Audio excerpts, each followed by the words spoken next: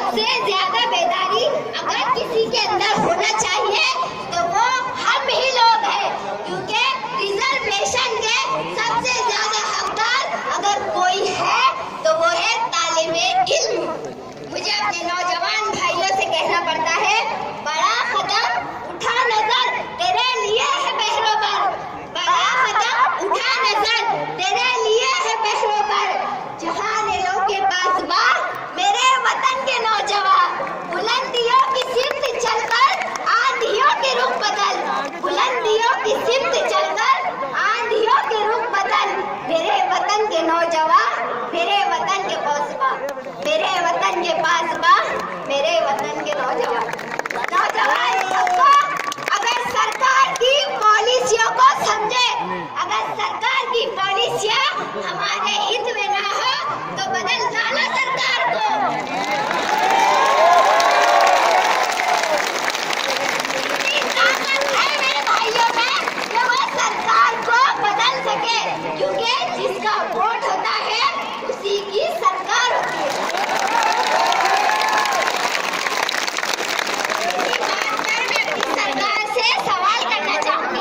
आजादी के 70 साल बाद तक मुसलमानों के तालीमी, माशी, सियासी और समाजी पिछड़ेपन के जिम्मेदार कौन?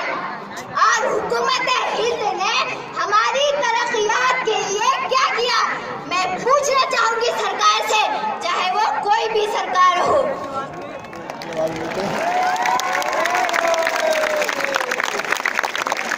जनाब आली वकार, आज हमारे मुल्क में हालत पिछड़ों से बदतर हो गई।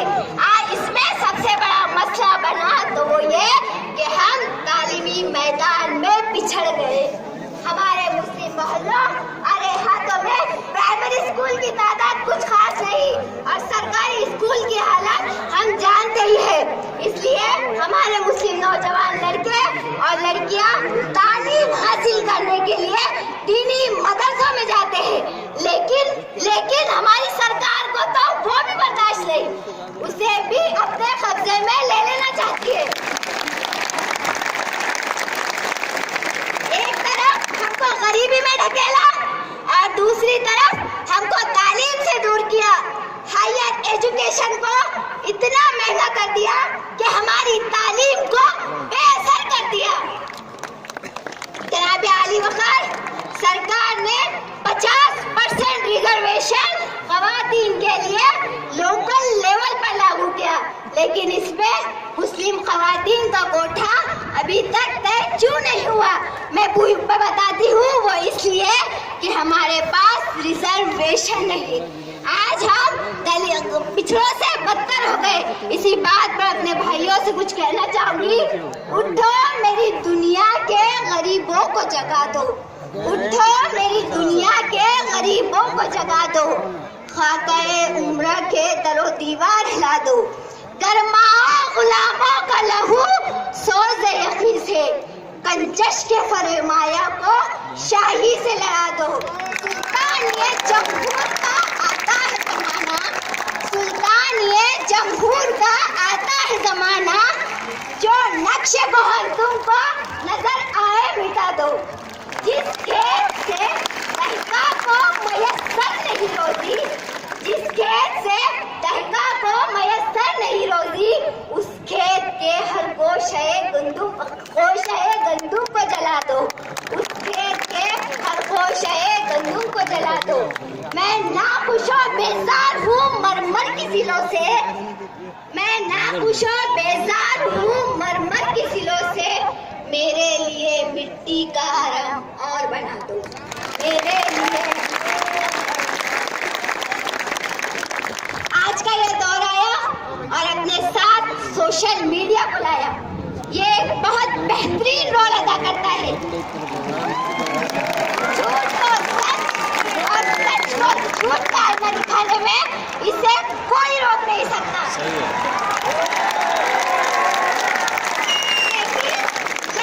लेकिन एक बात अपनी मीडिया से भी कहना चाहूंगी, क्या वो अपने फर्ज पूरे कर रहे हैं? क्या वो अवाम के मसाइल, क्या वो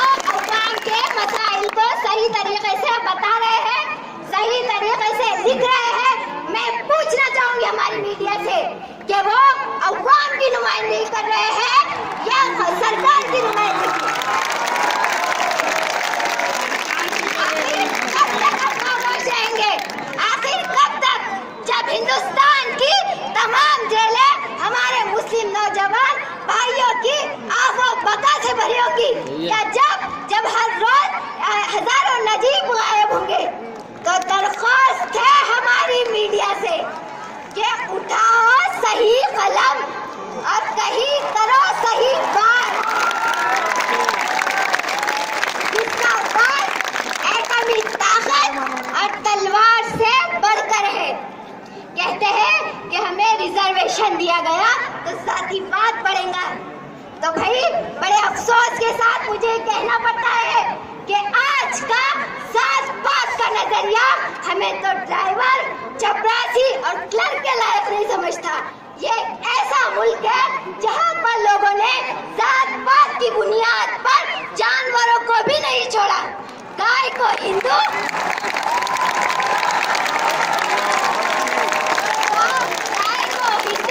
तो बकरे को मुसलमान कर दिया।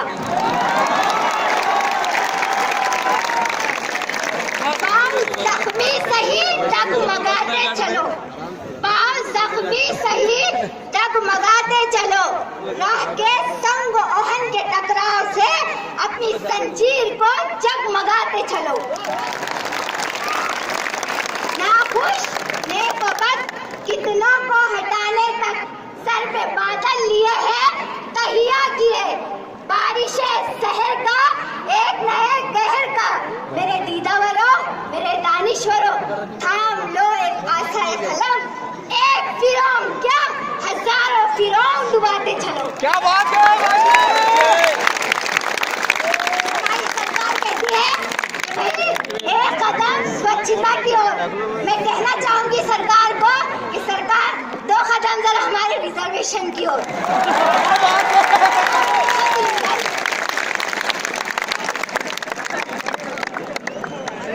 दोस्तों, ऐसे कई जवाहर बासलाहियत तलबा और तालिबात अभी हमारे दरमियान मौजूद हैं।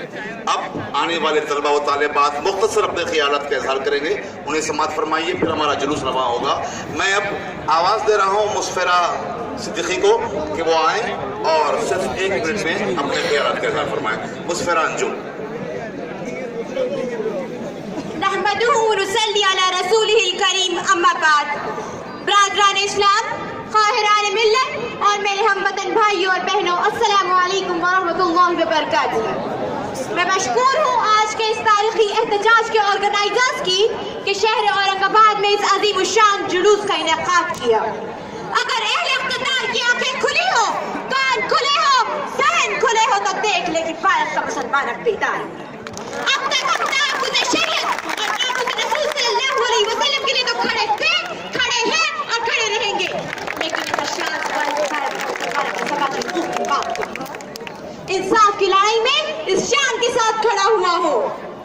हमारा देश दुनिया की बड़ी मईशतों में से एक बड़ी ताकत के बतौर उभर रहा है।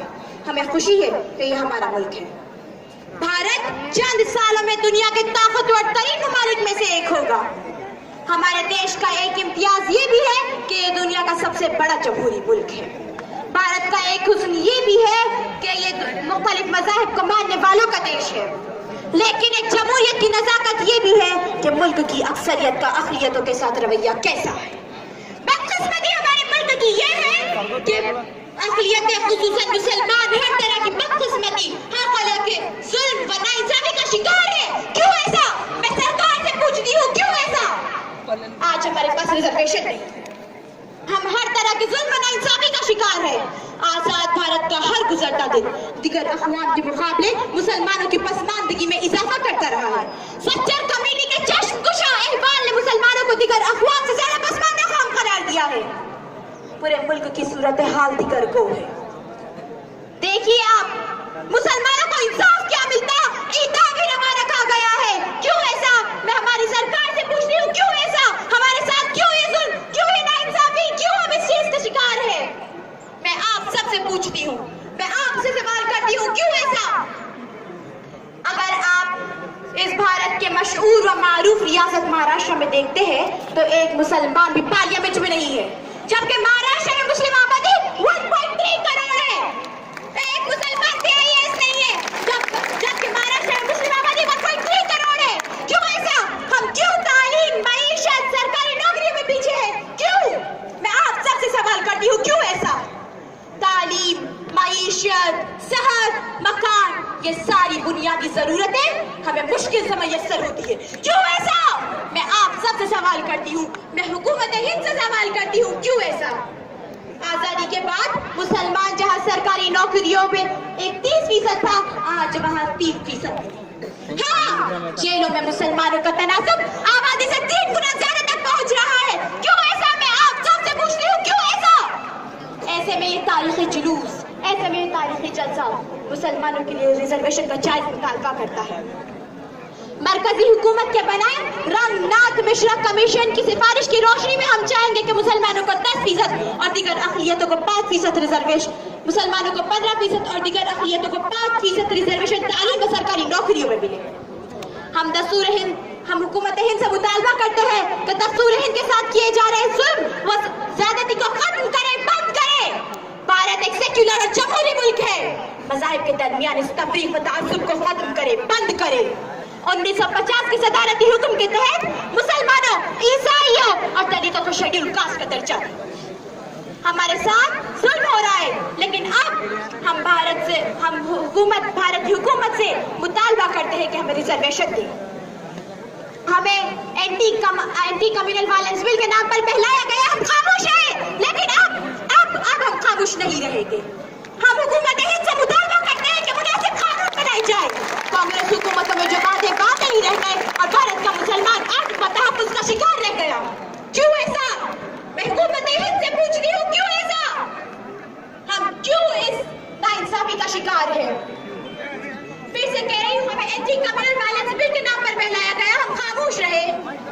हमारे नौजवानों पर मुकदमात किए गए, उन पर जालिमाना कानून आयद किए गए, हम खामोश रहे। लेकिन अब हम खामोश नहीं रहेंगे। अब हम हुकूमत हिंद से मुतालबा करते हैं कि हमें रिजर्वेशन दे, हमें 15% रिजर्वेशन दे, हमें हमारी तालीम के लिए, हमें हमारी मईशत के लिए रिजर्वेशन दे।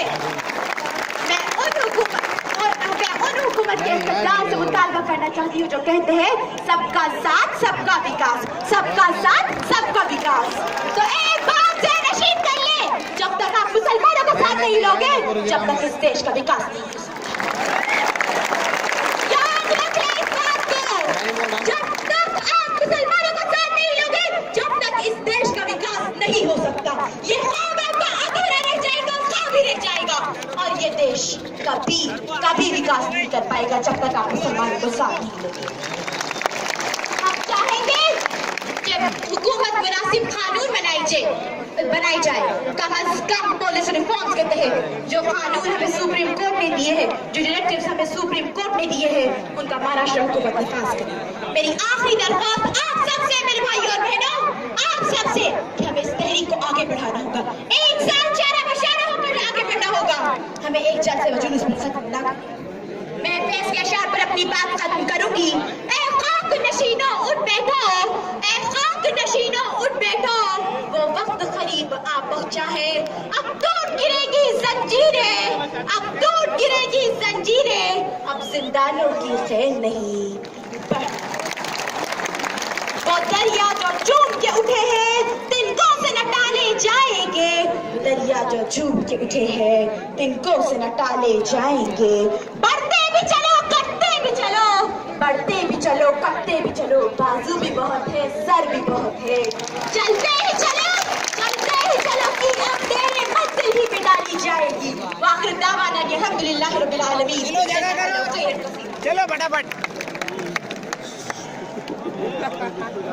अब उर्दू की इन तकारीर के बाद एक तालिबा ज़ैनब फातिमा अंग्रेजी में अपने ख्यालात का इजहार करने के लिए तशरीफ ला रहे हैं।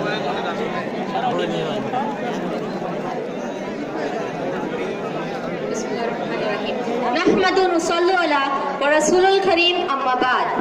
To all the respected audience present here, Assalamu alaikum wa rahmatullahi wa barakatuh. Today, as we walk in this venue, we Muslims are about to rewrite the course of history. Today's day, 6 Jan 2017, will be remembered for years and years to come. Not only for the movement of Muslim reservation, but also for the unity displayed by our dear ones to come in a huge number on a single platform for a single agenda, that is Muslim reservation. How fortunate we are to witness this change and be a part of this history.